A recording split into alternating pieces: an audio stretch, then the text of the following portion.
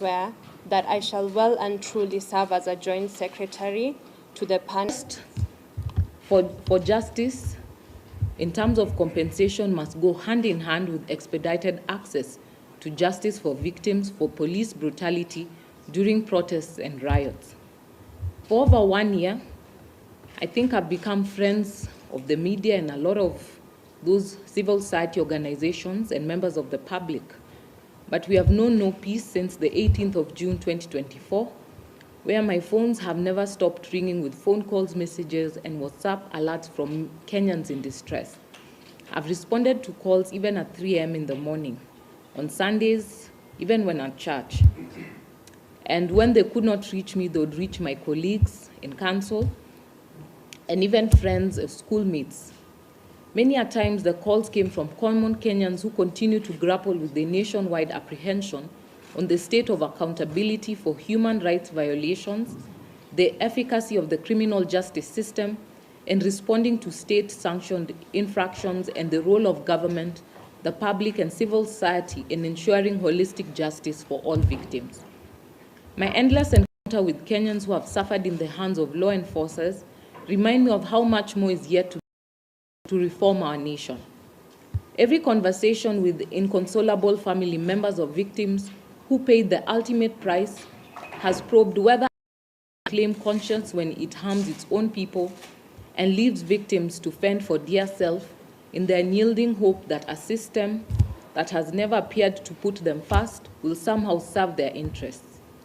The tale of forgotten victims languishing in untold pain while holding on to the perpetual illusionary hope can no longer be the Kenyan story. I take up this responsibility, and let it be known that I have in no way betrayed your trust. Let it be clear that access to criminal justice remains critical to me. In our quest to promote and protect the rule of law as an essential element in the enjoyment of the fundamental human rights and freedoms. Faith Odhiambo will not let you down. The bloodshed of our comrades must not be in vain. And no, I will not take any prisoners. I will instead keep you informed of the developments, and at no point shall I act to negate the gains that we have made together as a country. I have today chosen a bold but unpopular step. Some of my colleagues in the legal profession and also in the public have reached out to me, voiced by Jonah Kariuki, Mama Gillian Munyao, and many other parents whose sons and daughters have fallen in the hands of Kenya police officers.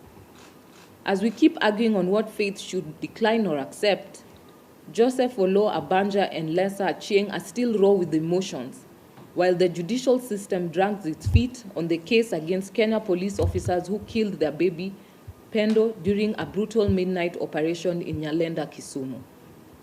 On Monday this week, Corporal Frederick Okapesi told the court that he altered entries of firearms issued to police officers deployed during the Gen Z-led protests in Nairobi on 18th June 2024.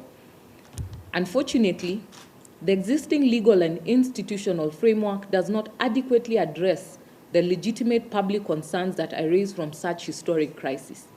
Victims are instead subjected to a fully prosecution-led process that is dependent on a conclusive criminal cycle, which has proven too slow, unreliable, and averse to the needs and circumstances of victims.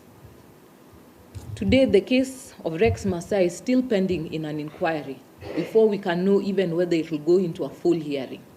And these are some of the cases that the Law Society has taken and will continue to discharge our duties at the Law Society of Kenya to represent various victims and their families and those who need help. My phone will remain open to each and every one of you. The panel of experts that I joined today bears both the duty and opportunity to spearhead a revolutionary shift in victim reparations. Never again shall Kenyans be killed by trigger-hungry officers for expressing their rights on the streets. The unprecedented structure and scope of mandate of this panel gives room for a victim-led, accountability-centered approach towards realizing holistic justice for victims. Let us serve the nation diligently, fellow panelists. We must discharge our duties as voices of justice, reparation, reforms, and non-recurrence. In this exercise, my service will be solely to the people of Kenya. There is no Kenya that belongs exclusively to politicians or their children. Neither does it belong to broad-based government, nor a country of cousins. We only have one nation that we must protect, the Republic of Kenya.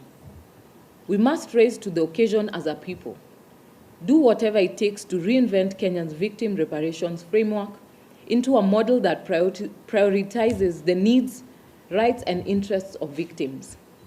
Such a process does not belong to the members of this panel. It belongs to the victims and the common mwananchi. Our duty is merely to steer it, facilitate it, and formalize it, to ensure that the process is fully transparent and ensures both accountability and reparations.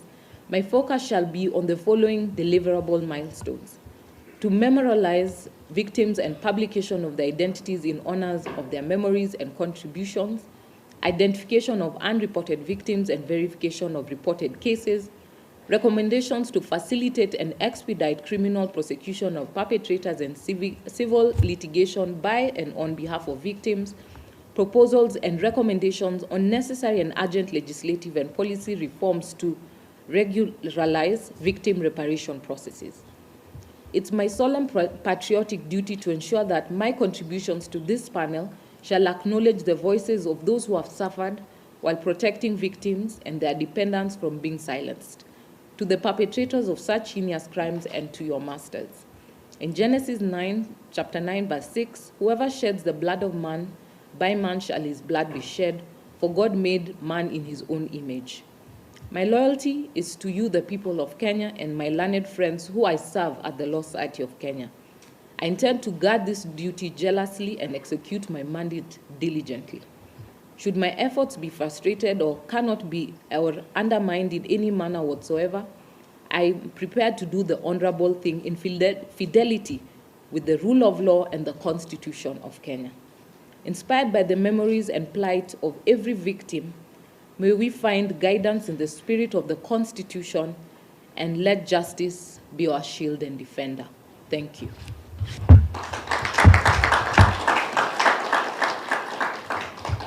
Thank you for those remarks, LSK President. Let me now